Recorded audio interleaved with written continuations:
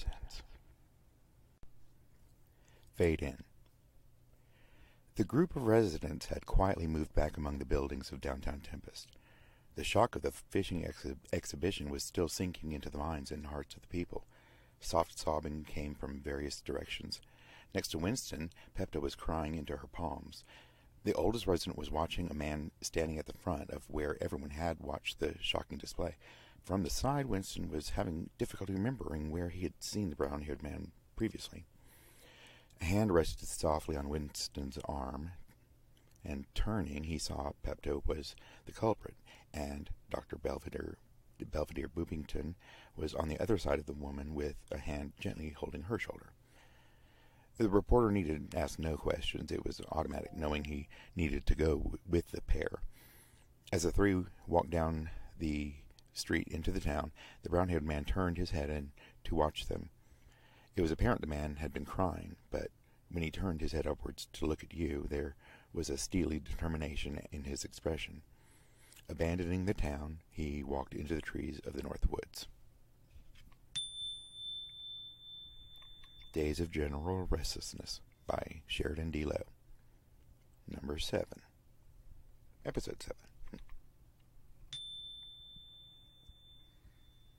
Miss Jones was chasing a snake up a maple tree at the town border.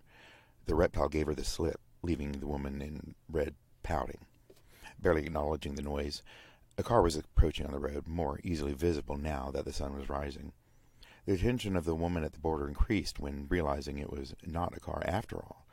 At a speed surely breaching 70 miles an hour, a sparkling purple mobility scooter was coming to Tempest.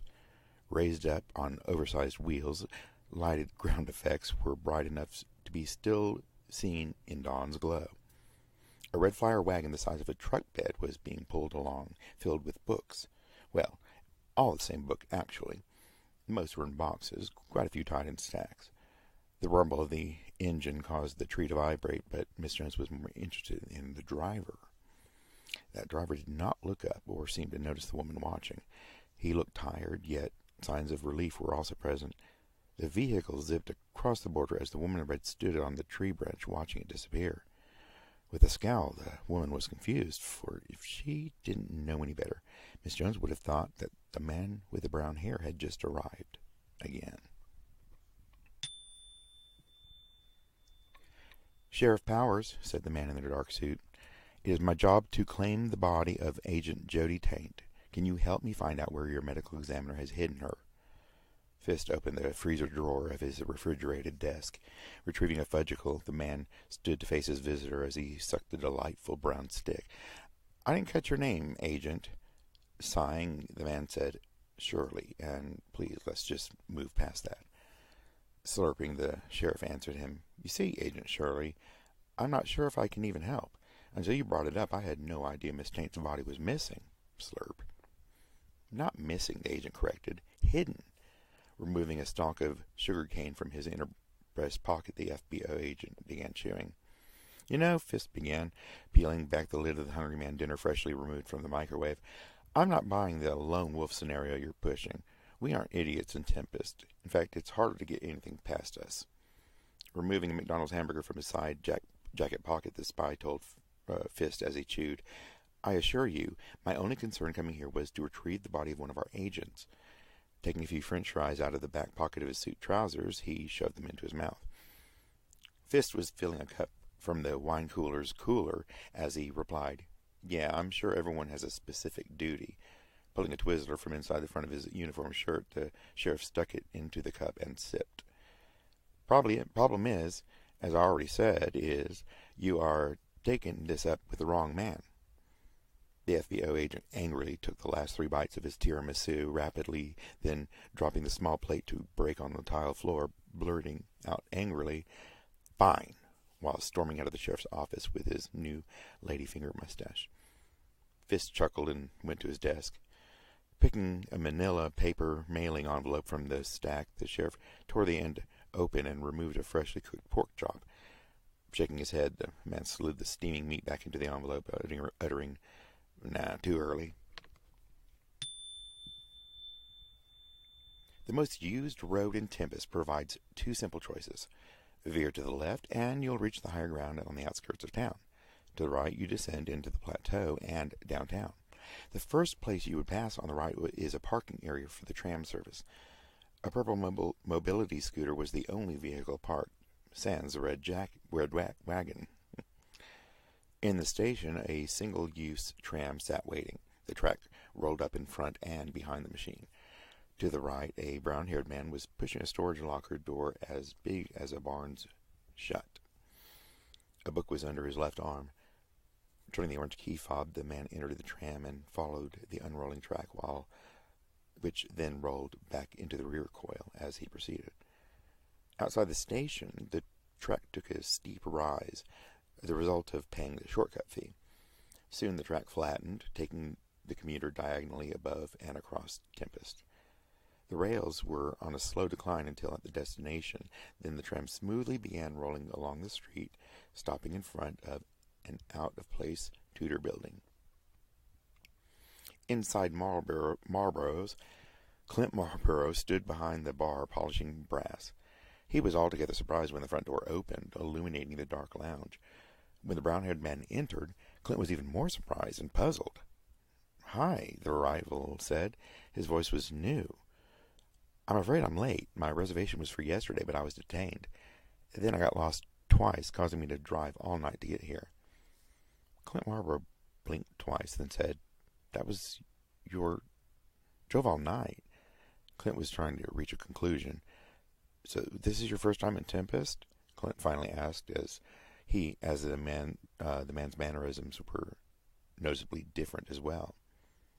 "Yes," answered the familiar stranger. "Hopefully there's a room still available." Clint glanced down at the key to every room hanging from their hooks below the bar. "We can work something out." The customer was visibly relieved at that.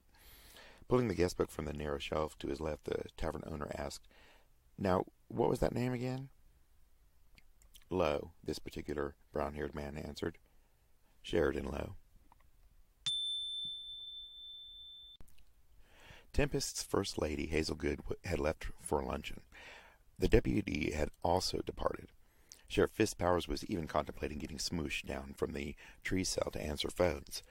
Then came the sounds of creaking wood and two rapid exhalations.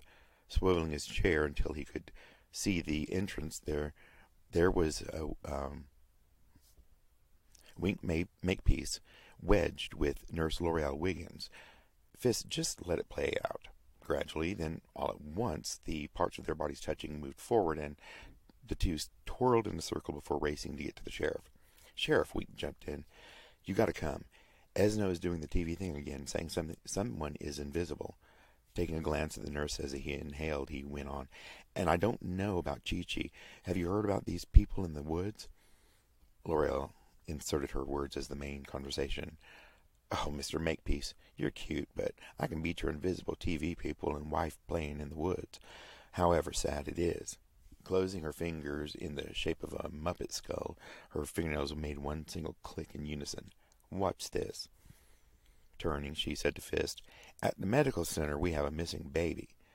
Turning her head towards Wink, but not fully, she added, "The live kind you can see."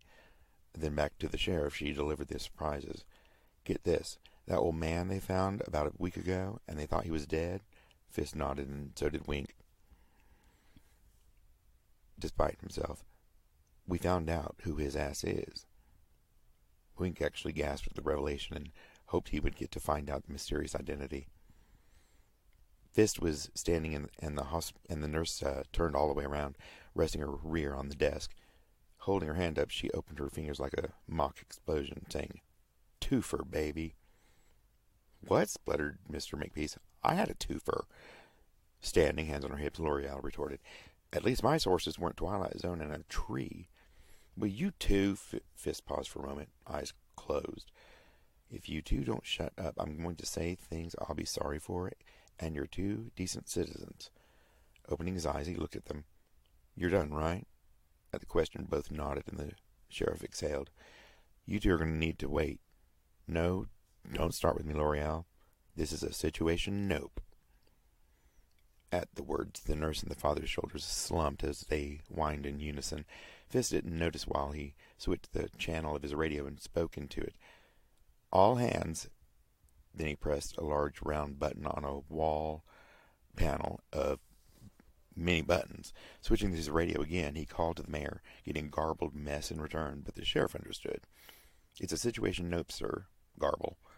"Yes, sir." A pause, then garble. "See you there." Fist out. The man returned the radio to his belt. Just then, Smoosh ran in through the back door. "Ah, Smoosh," Fist announced. "Situation nope." The boy rolled his eyes. "Go quickly to the storeroom. Not the one with old Sheriff Pickens. It's the one you have to swim to." "Right," Smoosh said, nodding his head and rubbing his hands. "What do you need me to get?"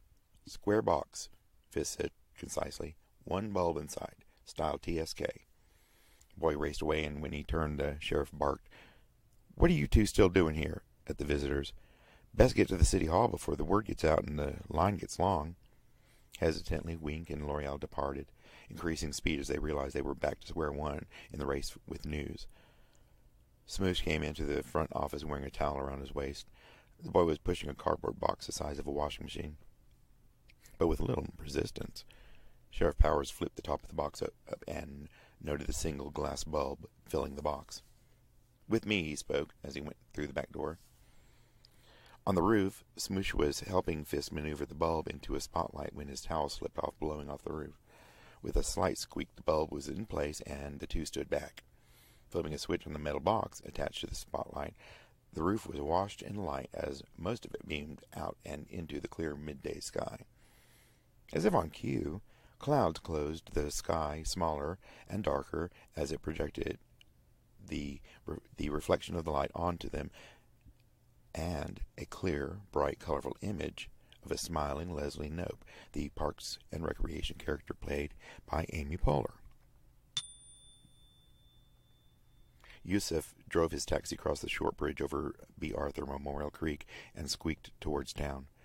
This was when the phone rang. Not Yusuf's phone, but one in the back. Pulling over, the one wide tire in front locked before screeching to a stop next to the Tempest fire hydrant. Answering the phone, Yusuf remembered the ringtone, but pretended not to know who was calling when he answered. "This is Dr. Daphne Grace. I believe you have my phone in your hand." Then she was told who had the phone. "Well, this is surely my good luck moment of the day. I was going to call you once I had my phone." Yusuf pulled up to the old psychiatric facility as directed. The front was blank concrete, a single wooden door just off center, always there, taunting Yusuf. 4 windows thick with paint were in a row upstairs, then one more floor of the same. The door opened and a woman with a wide-brimmed hat, wearing sunglasses, entered the taxi quickly and had Yusuf drive her to Wishrom's B&B, explaining her need to leave town that day. Yusuf opened his eyes and looked at the sheriff, who was scribbling notes on a small notepad. One of the perks of talking with the sheriff were the interrogation hot tubs. "Sheriff," he said, and Fist raised his eyebrows. "Something is wrong." One of his hands was in the water, rubbing the front of his underwear where he had hidden the small pistol he had found. "How so?" asked the sheriff, continuing to write. Remembering talking to Dr. Grace on her phone, he thought of how different their phones were. Yusuf believes that Dr. Daphne Grace's phone is also a gun. Deputy Stake Magnuson was walking through town on his way to the new psychiatric clinic. One of the laces of his police skates had broken. Pops was tuning up the jetpack, and not only was Popeye, Fist's police ostrich, on vacation, Stake's own Daffy had called in sick. Still, it was a good way to have a look around, given the events of the night before. Before long, the deputy was passing the old psychiatric clinic. The concrete face of the building was very smooth, and as Snake passed the wooden door, he thought he could hear banging. Deputy Magnuson knocked impressively on the thick door, and banging stopped, only to be restored at a faster rate. Suddenly it stopped, and the door was flung open. The woman adjusted her cat-eye glasses and pushed her shoulder-length auburn hair from her eyes. Sizing at the deputy, her eyes betrayed deep thought until her demeanor became frenzied. "Oh, thank God you're here. That was fast. One of my patients accidentally locked herself in the powder room." The last 2 words were whispered. The young woman talked as Stake fiddled with the door. I'm Melody, Dr. Melody Masters. She paused to let the man grunt. The new psychiatric center is a partnership. Another pause came when the wooden door frame cracked. Of course, we aren't officially open until Dr. Hickey returns. As the door was opened, Stake responded, Dr. Hickey. He was also surprised to find it was Sissy Young who had been trapped, a giant toddler in a small space. She briefly made eye contact with Melody, then ran through and out the front door. Stake was still looking in the room, which appeared to be a storage room. Without being asked, Dr. Masters asked, Did I say powder room? Oh boy, it has been a day. Cutting her eyes to the deputy, she looked to see if he was looking her way. Dr. Peppermint Hickey and I are opening the new center. She's been here longer than I have. Stake opened his mouth and was cut off with an answer to his unasked question. This morning. I haven't even been here 24 hours. Dr. Hickey will be back after the weekend. There was a family emergency. The deputy thought for a moment, then decided to wait for Dr. Hickey's return. As he was walking towards the front door, Melody said, Thank you. I hope we meet again, but not in either of our professional capacities. Dr. Magnuson managed a polite smile. Deputy Magnuson managed a polite smile and waved as she continued, Thank you. You really were my good luck moment of the day. With the clanging bell, high school students flooded the halls in a dry river where every drop followed its own flow. Students entered and exited the bathrooms. The lockers opened and closed with metallic clapping. There were giggles and threats between two groups. A boy and a girl were kissing in one corner, and 3 boys kissed in another. Someone, hoping greatly for another growth spurt or two, slithered nervously around the corner, reeking of a freshman. Stealthily, his locker opened. Looking around quickly, he retrieved 2 books from his backpack. Placing them in the locker, the boy began to reach for 2 different ones. He didn't even see the junior passing by with the cheerleader, nor did he see Principal Blackman appear at the end of the hall. The junior slowed a little and quickly did what he could, which was to place a small bag of cocaine into the backpack of some freshman. The older boy picked up the pace again. With the 2 books in his hand, the younger boy was placing them into the backpack when he paused, looking again. A strange sort of rictus overtook his face, and somewhere a man yelled out, Cut! Everyone stopped and took out their phones. What the hell, Jick? Jick looked upward and asked what the director of Real High Schools of America, Tempest, meant. You said to act like I was surprised and scared, he called out. Right, came the voice, but not surprised and scared. The whore you brought home the night before is your mother. Jick made the face. See, I told you. Everyone was too busy being self-obsessed to see a man with brown hair and a white tracksuit watching from the entrance. And then the man turned towards the central tower of the Knowledge Complex and opened the door to Hot Topic. As the sky began to change to a deeper shade of blue, the cloud blanket above Tempest held a brighter image of Leslie Knope smiling and watching the residents move about. A group had formed at the doors of the stone town hall. The bright red wooden doors were all but covered by a large round brass plate, split where the doors would open. As if it were a coin, a large face smiled at those who came, the friendly face of the eternally optimistic Leslie Knope. The group stopped their chatter when the door's lock could be heard being disengaged. The image of in the sky faded as the face of Councilwoman Knope split in half at the opening of the doors. Sky Monroe had managed to already be inside and first in line at the microphone. Like a quarter scale of the Hollywood Bowl, but indoors, people descended until they too were lined up behind Sky, who had seen better emotions. With about a dozen Tempestians waiting, a flickering of light came from behind the bench, where 3 holograms appeared, led by the familiar Ms. Knope/Wyatt. One of the men was checking his holowatch, while the other one, on the other side of Leslie, was tearing sheets one by one off of a roll of toilet paper as his mouth moved while he counted.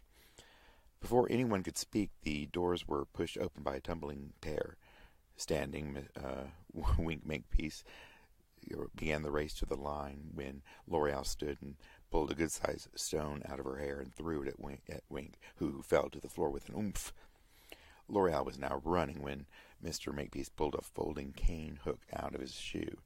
The man snagged and lowered the scrubs worn by the nurse, giving her the opportunity to have the floor. He was able to slip a 20 to a familiar brown-haired man and snuck in behind Sky. "All right," Leslie said. It's time for the special meeting of the town council of Tempest regarding..." Looking down at nothing in that room, she smiled and finished. "News and discoveries. How fun." "I object, your hologramness," L'Oreal called out. "L'Oreal," Leslie told her as she seemed to consider the title. "This is a city council, not a court of law." Standing and dressed, the nurse tried. "Then I object, your councilness." The murmurs from the others had returned to mumbling. "All right," Leslie held up a hand. "Everyone just calm down. I happen to have a 36-sided dice, and we can roll like that, or..." And she looked at L'Oreal. Then everyone else did. Steaming, Nurse Wiggins took her place at the back of the line. Sky Monroe began with a tearful shock to everyone, including the toilet paper miser. "Today I found a gold tooth in the fireplace." "Really?" L'Oreal called from the back. Leslie shook her head and spoke the woman's name 4 times in a different pitch each time. "It was Rocky's," Sky continued. "It was passed down from his grandfather's mouth to his father's mouth and then to Rocky's." The woman's voice caught. "I was afraid, but I had to go on the roof," and the woman gave a tiny cry. "I found him, Rocky, in the chimney.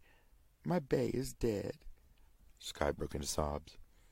"Got it," Leslie said, as her hands were writing with something they could not see. "Dead Rocky and chimney. Okay, who's next? How fun." Ms. Monroe wandered away as Wink pressed his lips on the microphone, causing the others actually there to wince when he spoke. "Wink Van Dang, my boy Guy, went missing with his friends. That was when my boy Esno's closed captioning has been trying to send messages. This morning Esno said the TV told him his brother is invisible and there are many in Tempest." In the back, L'Oreal could be heard grunting and smacking her lips. If possible, you could even be able to hear her eyes rolling. "Okay," Leslie said. "Invisible people." Wink tried to say something else when the councilwoman told him, "One order of business at a time, Mr. Makepeace, but you're free to join the back of the line." Sulking, the father did just that, joining a smiling L'Oreal. Leslie squinted at the brown-haired man, Mr. Lowe, as he stepped up to the microphone. "Hi, I don't really have any news. I'm in town on business, you see," he said, addressing the residents mostly. "I'm an orphan, and there's just something familiar about this place, so I thought I would ask around. That's when I saw everyone coming here." Leslie Knope was not smiling at all. "Get out." The words came calmly, but with warning. Sheridan Lowe was confused. "I don't know what you're up to, mister, but I will be no part of it." Looking timidly around, Mr. Lowe walked out, and when the doors closed, Leslie turned back to the line and, smiling broadly, asked, "Who's next?" TTV Pulse was an evening local interest show hosted by local news anchor Sabrina McMillan. Typically, stories or interviews around town were presented by Winston Granville, but he had taken a sudden leave of absence, so Sabrina's husband, meteorologist Pierce McMillan, was filling in. "As you know," Sabrina said, standing just offset in a white Chanel suit and beaded mimosa earrings. Normally hidden, the white patch of hair on the back of her head was coiled along with her brown hair on top of her head, like a hairy soft-serve swirl. "It has been a tough couple of days, and there are a lot of questions still unanswered."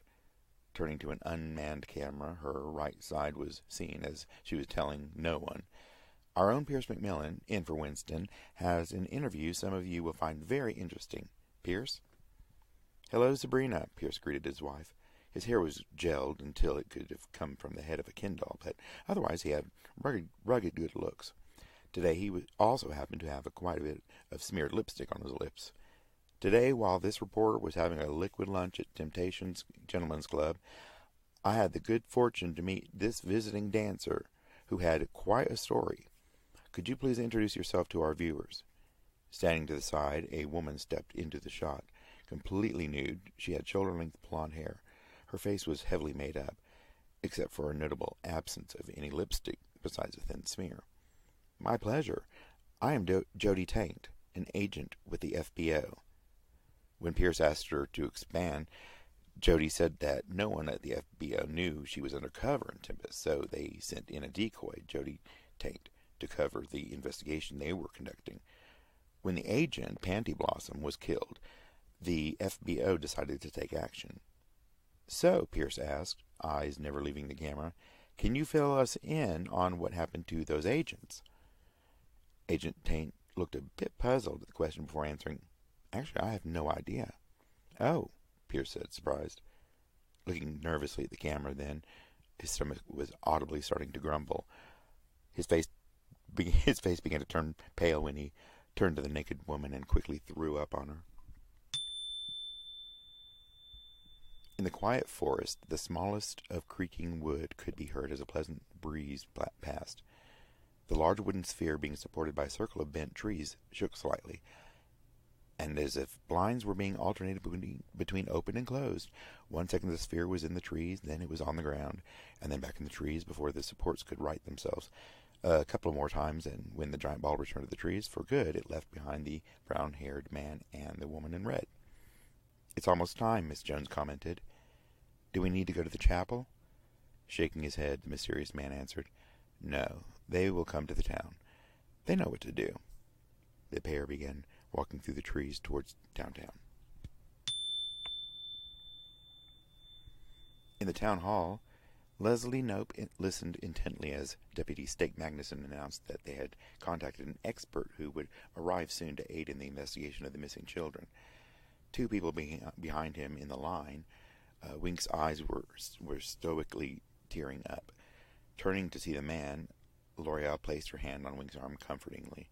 His hand covered hers, and stoic crying began. When L'Oreal stepped up to the microphone, she was noticeably less enthusiastic. This will probably be in the news tomorrow, but the mystery death to life man, who is still in a coma at the medical center, has finally been identified as head of the Crown family empire, Mr. Bennett Crown. Several gasps came at that bit of news, especially since he went missing years ago and was presumed dead. L'Oreal, did you say Bennett Crown? Asked Leslie. Before anyone could speak, an explosion across town was heard, and the building shook, canceling the holograms.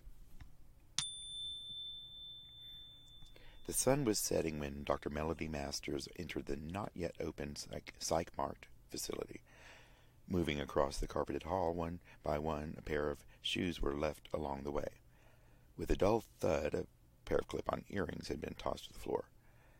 At the glass doors to the veranda, Melody chuckled in a deeper tone than when speaking to Deputy Magnuson, removing the wig to reveal a dark blonde crew cut. The man opened the doors. Smiling as his bare feet felt the blades of grass, the smile continued while unlocking the door to the root cellar. Phone alight, the man descended until he could see a woman blinking at the brightness. Even in her disheveled condition, this was clearly Dr. Daphne Grace. Who is it? She asked hoarsely. Where am I? Tucked safely away, the visitor told her. Daphne stiffened and took a step forward, causing the chain around her ankle to clank. Melody? She asked incredulously. What have you done with Dr. Hickey? She suddenly demanded. Feigning being insulted, Melody answered. It's a sad, sad world we live in, when an intelligent woman would throw implications of that sort at her own son. The meeting was cut short, though, when a muffled boom sounded not very far away. When dirt began to sprinkle down, Melody hurried back up the stairs, relocking the door on his barely screaming mother. The Tilted Chapel in the forest was quite full, with few even standing. Friends had brought friends who brought friends. Suddenly they felt like a cohesive unit bent on protecting their prophet. A few heard the front door open and turned to see Chompy enter, holding a post baby.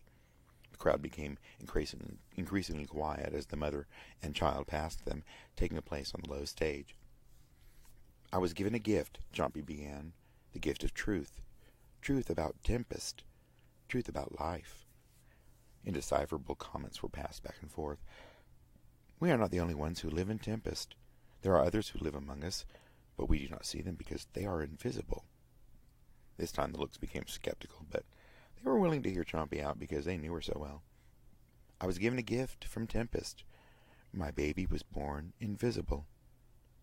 This time everyone was silent, some craning at the blanket in mother's arms.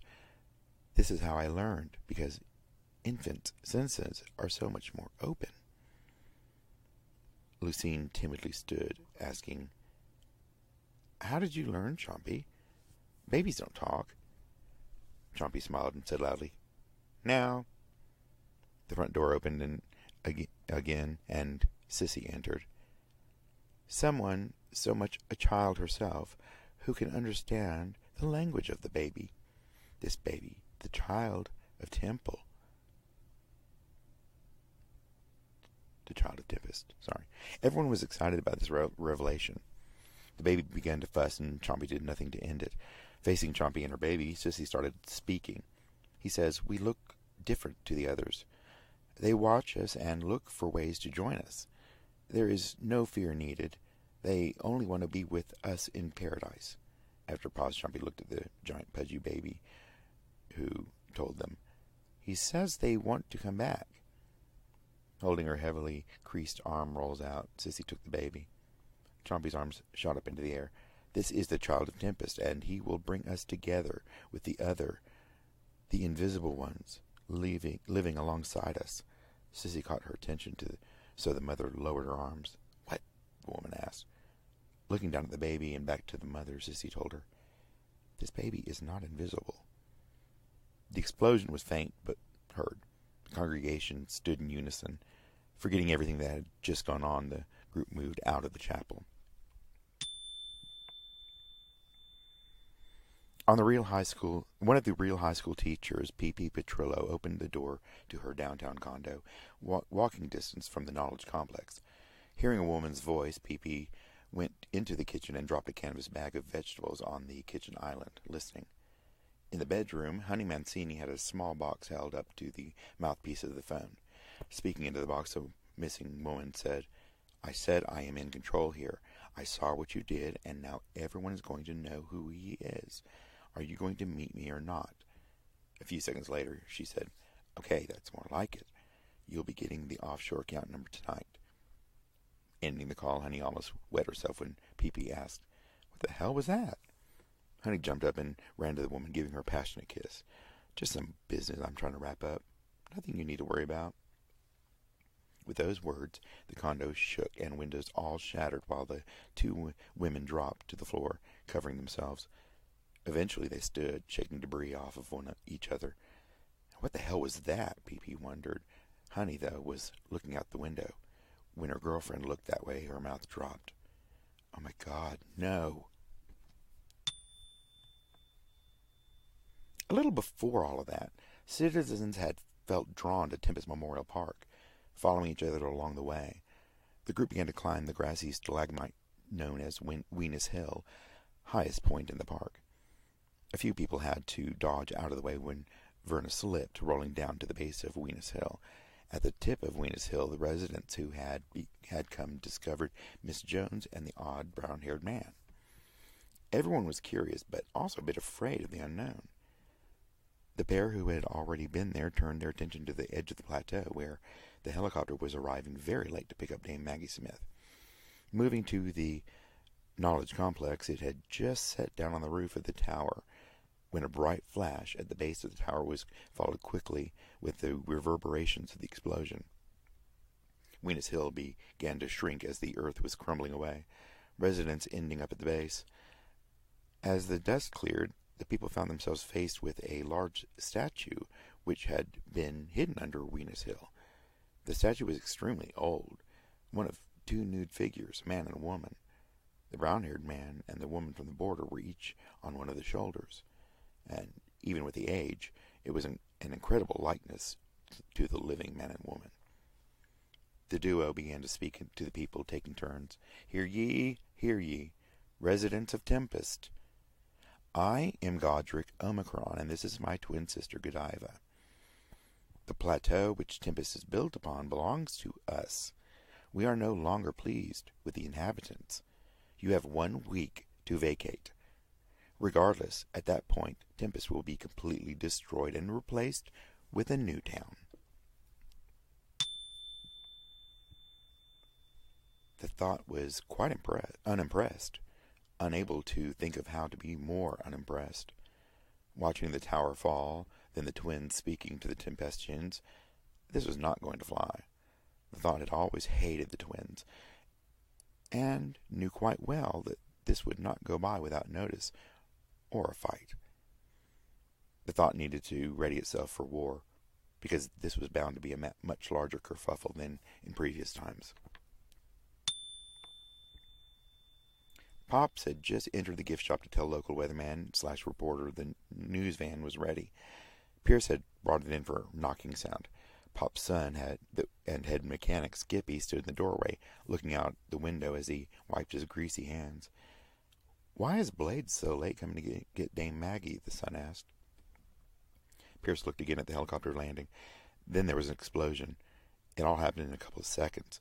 Something was approaching, fast, like a swarm. They weren't rocks, but they were colorful, calculating their trajectory. I'm leaving it at that. Pierce turned to Pops and tackled the man to the floor as the windows exploded inward, quickly followed by the explosion of their exit. Helping Pops to his feet, an almost complete postcard fluttered by. It said, "Tempest, the secret paradise," and Pierce tried not to laugh. Checking on his father first, Skippy went to the wall of departure. Pops took Pierce's biceps and shook them a little. With a catch, his voice said, "I don't know how." Then, as soon as he had trailed off, he was planting a bit more than a thankful kiss on his savior. Okay. Pierce tried not to wipe his mouth yet. He didn't want to encourage that sort of behavior, but these were extenuating circumstances. "No problem. You would have done the same, I'm sure." "Look," called out Skippy. Whatever had passed through had penetrated the interior and exterior walls, for the most part. In his hand the son held several pop figures. "It's Sailor Moon," he chuckled. "Must be from Hot Topic," Pierce noted. Pops was beating an embarrassed retreat. When he turned back, he found Skippy there, ready to reproduce the earlier encounter with his father. The kiss was fast, and the young man blushed. "Thanks, man," Skippy said, his hand lingering on the reporter's before escaping himself. Pierce McMillan looked around him as his phone began to ring somewhere. The gift shop was a disaster. The trail began between the tower and here was rough, but the tower was completely gone. Then he saw Winston going into Crapo's trading post. His phone rang again, and Pierce's eyebrows rose high. "Oh," he uttered, remembering he was the man on the scene. Winston Granville closed the side door of Crapo's behind him. Looking at each of the other five in turn, he announced, "I bet none of you have said shit, have you?" The tension broke, and everyone sort of laughed. Looking around, Winston saw Principal Blackman, Slap Powers, sister of the sheriff, Dr. Boopington, their hostess Pepto Crapo. Puzzled, he looked at Flonase. I don't think this is right." Pepto came forward and said, as if children slept in the next room, "Remember, Winston? Pansy died. Flonase is her daughter." "Well, I never." "Actually, I did."